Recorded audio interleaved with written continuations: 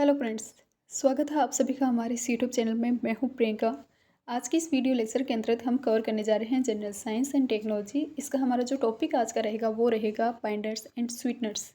इससे प्रीवियस जो video lecture था उसके अंतर्गत हमने कवर किया था इंसेक्टिसाइड, पेस्टिसाइड, साथ ही हमने डेफिनेशन देखी थी फंगिसाइड, हर्बिसाइड की।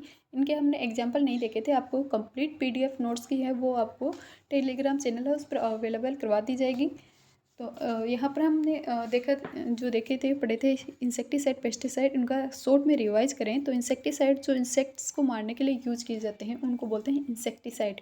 इनको हमने 2 टाइप्स में देखे थे, 2 टाइप है उसमें देखे थे। एक तो हमने देखा था ऑर्गेनोक्लोरीन, दूसरा हमने देखा था ऑर्गेनोफॉस्फेट।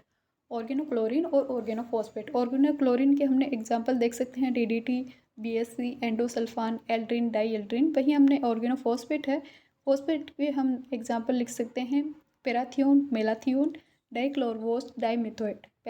पैराथियोन, मेलाथियोन, डाइक्लोरवोस और डाइमिथोएट। साथ ही साथ हमने डिटेल से इनको कवर किया था प्रीवियस ईयर के वीडियो में कि डाइक्लोरवोस है वो मार्केट में किस नाम से उपलब्ध है, नोवान, रोगोर। तो ये हमने कम्प्लीटली कवर किया था। इसके साथ हमने देखा था पेस्टिसाइड। पेस्टिसाइड क्या होते हैं? ऐसे केमिकल मटेरियल या फिर उनके कंपाउंड होते हैं जो क्या करते हैं, किसी भी इंसेक्ट यानी पीड़क होते हैं, पेस्टिड्स होते हैं, उनको मारने के लिए यूज़ किए जाते हैं। और इनमें हमने देखे थे कि ये रासायनिक संरचना, कार्य करने के तरीके, पर्यावरण में बने रहने की इनकी कैपेसिटी के अकॉर्डिंग अलग अलग टाइप्स के होते हैं। इसी के साथ हमने फंगिसाइड और हर्बिसाइड की डेफिनेशन भी देखी थी कि ऐसे मटेरियल या ऐसे उनके कंपाउंड है या फिर यौगिकों का मिश्रण है जो किसी भी फंगस को मारने के लिए यूज़ किए जाते हैं, वो फंगिसाइड। जो मुख्य फसल को नष्ट करने वाली खरपतवार को उसको मारने के लिए, उसको नष्ट करने के लिए, कंट्रोल करने के लिए यूज़ किए जाते हैं, उनको बोलते हैं हर्बिसाइड। फंगिसाइड के एग्जांपल्स हम देखें तो फंगिसाइड का एग्जांपल हमें देखने मिलता है थायरम, जीनेप, केप्टॉन, केप्टाकोल।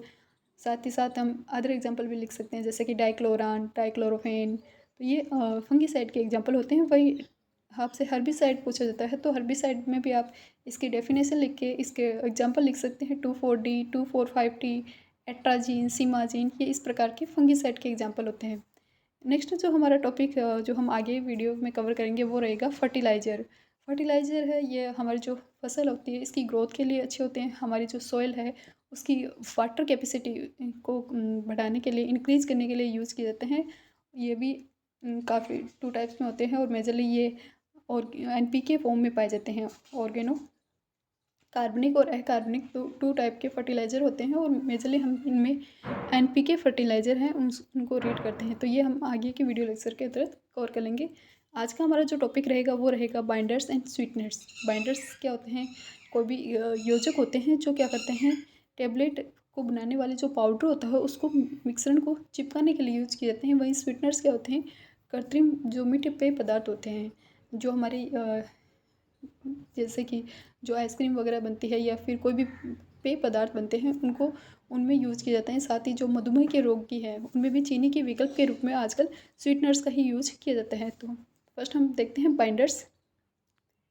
बाइंडर्स क्या होते हैं और इनके एग्जाम्पल क्या हैं? बाइंडर्स है ऐसे सूखे पदार्थ है, ऐसे पदार्थ जो या तो सूखे रूप में, ड्राई फॉर्म में या फिर लिक्विड फॉर्म में टेबलेट बनाने वाले पाउडर सामग्री है उसको चिपकाने के लिए यूज़ किया जाता है। उस कंपाउंड में संपीड़ितता और प्रभाव प्रवृत्ति को बनाए रखने के लिए यूज़ किए जाते हैं, वो होते हैं बाइंडर्स। बाइंडर्स है वो किसी भी टेबलेट को बनाने वाले जो पाउडर होता है उस पाउडर सामग्री को चिपकाने के लिए या फिर उसकी में संपीड़ितता, टेबलेट पाउडर की संपीड़ितता, उसकी प्रवाह प्रवृत्ति है, कंप्रेसिबिलिटी और उसकी फ्लो जो नेचर है, प्रवाह प्रवृत्ति है, उसको बनाए रखने के लिए यूज़ किए जाते हैं। तो ये ड्राई फॉर्म में भी मिलते हैं और आपको लिक्विड फॉर्म में भी मिलते हैं बाइंडर्स। इनके एग्जांपल आप लिख सकते हैं गंवार, गोंद, glucose, lactose, starch, carboxy methyl cellulose, microcrystalline cellulose. तो ये इस प्रकार के एग्जाम्पल है बाइंडर्स के। कौन कौन से हैं? गंवार, गोंद, glucose, lactose, starch, carboxy methyl cellulose और माइक्रोक्रिस्टाइन सेलुलोज। इसी के साथ आप एग्जाम्पल लिख सकते हो मिथाइल सेलुलोज है, एथिल सेलुलोज है, सोडियम सेलुलोज है। तो ये भी एग्जाम्पल आप लिख सकते हो। तीनों सेलुलोज हैं। ये कौन कौन से cellulose? Methyl cellulose, ethyl cellulose, sodium cellulose. इसी के साथ आप लिख सकते हैं जिलेटिन, डेक्स्ट्रिन और gelatin, dextrin, povidone. Gelatin GDP से आप याद रख सकते हो, जी यानी जिलेट्रिन, डी यानी डेक्स्ट्रिन और पोविडोन। इसी के साथ हमने ये डेफिनेशन देखी कि ऐसे पदार्थ, ऐसे मटेरियल जो या तो आपको मार्केट में लिक्विड फॉर्म में मिलते हैं या फिर ड्राई फॉर्म में मिलते हैं, किसी भी टेबलेट बनाने के वाले जो पाउडर होता है उसको चिपकाने के लिए यूज़ किया जाता है। ये आपसे 2 नंबर में बाइंडर्स पूछ सकते हैं या फिर 5 नंबर में आपको ये 50 वर्ड्स या फिर 20 वर्ड्स में इसको तैयार करना होगा। 20 वर्ड्स में आपसे जब पूछे तो आप तो इसकी डेफिनेशन और इसके एग्जांपल लिख सकते हैं। जब आपसे 50 वर्ड्स में पूछा जा सकता है तो आप इसके गुण धर्म भी लिख सकते हैं। आप इसकी क्या क्या लाभ हानि है वो भी आप इसमें कवर कर सकते हैं अपने अकॉर्डिंग। जैसे कि बाइंडर्स कैसे होने चाहिए, बाइंडर्स नॉन टॉक्सिक होने चाहिए। नॉन टॉक्सिक होंगे तो वो हमारी जो भी टेबलेट है उस पर नेगेटिव इम्पैक्ट नहीं डालेंगे। साथ ही इनका एक उचित रंग होना चाहिए, बाइंडर्स का एक उचित रंग होना चाहिए। इसीलिए तो हम देखते हैं ना कि जो टेबलेट है उनका अलग अलग कलर होता है। तो बाइंडर्स है वो हमारी जो भी जो पाउडर होता है उस पर नेगेटिव इम्पैक्ट नहीं डाले। इनकी लागत कम होनी चाहिए, ये मार्केट हमें आसानी से प्रोवाइड हो सके।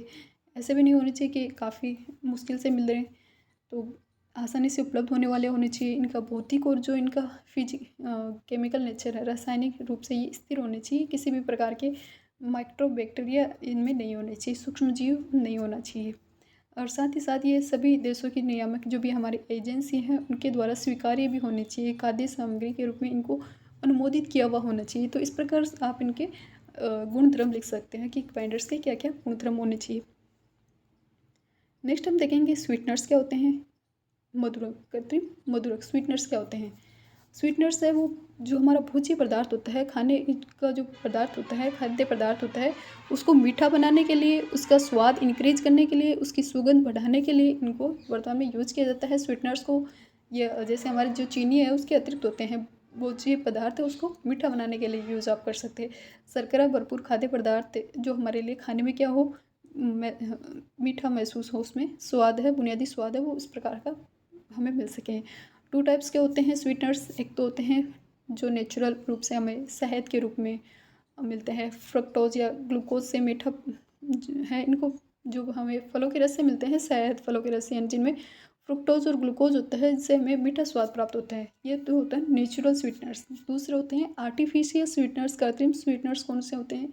चीनी की अपेक्षा इनमें कई गुना मीठा होता है। आर्टिफिशियल किसी भी लेप में बने होते हैं। कृत्रिम मधुरक हैं वो लेप में बने होते हैं, रासायनिक पदार्थ हैं जो खाद्य पदार्थ को मिठास बनाने, उनकी स्वाद और गंध बढ़ाने के लिए यूज किए जाते हैं। चीनी की अपेक्षा कई गुना मीठे होते हैं ये जो आर्टिफिशियल है, इसलिए इनका चीनी की अपेक्षा कई गुना मीठे होते हैं। इसलिए इनको मधुमेह के रोगी हैं वो चीनी के विकल्प के रूप में यूज़ करते हैं, और जिससे कि उनका मोटापा भी नहीं बढ़े। हालांकि हम कहते हैं कि इनका मैक्सिमम यूज अगर आप एक लिमिट से ज़्यादा इनका यूज कर लिया जाता है तो ये आपकी हेल्थ पर नेगेटिव इम्पेक्ट डालते हैं। साथ ही इनके फ़ायदे भी हैं कि इनसे दंत से नहीं होता है, इनमें शून्य कैलोरी पदार्थ है, इसलिए ये आपके मोटापा को बढ़ाते नहीं, उसको कम ही करते हैं। इसलिए इनका यूज़ है वो किया जाता है। वर्तमान में यूज़ आपको स्वीटनर्स है वो आपको एक यूज़ इनमें आइसक्रीम वगैरह में देखने को मिल सकता है।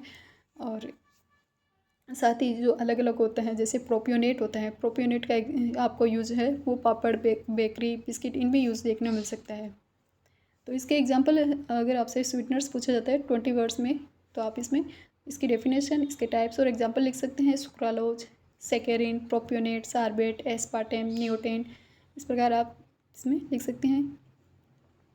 तो आप 20 वर्ड्स में भी इसको कर सकते हैं और आप इसकी जो 50 वर्ड्स में भी इसको आप कंप्लीट कवर कर सकते हैं कि 50 वर्ड्स में आप इनमें आराम से लिख दो। इसके लाभ हानि भी लिख सकते हैं 50 वर्ड्स में। जब आप लिखते हैं तो लाभ इनके क्या होते हैं कि ये शून्य कैलोरी पदार्थ है, शून्य कैलोरी पदार्थ है तो इनसे मोटापा हमारा नहीं बढ़ेगा और ब्लड शुगर है वो कंट्रोल रहेगा, ब्लड शुगर भी नहीं बढ़ाएंगे, हमारे दंत से नहीं करते। वही इनके हानिकारक आप लिख दो कि ये हमारी जो उपापचय प्रक्रिया होता है उसमें परिवर्तन करते हैं। जो हमारे भोज्य पदार्थ है उसके अच्छे बैक्टीरिया की संख्या है उसको कम कर सकते हैं। जो भोज्य पदार्थ है उसमें अच्छे बैक्टीरिया की संख्या है उसको कम कर सकते हैं। तो इस प्रकार आप इनमें पॉजिटिव और नेगेटिव इम्पैक्ट भी लिख सकते हैं।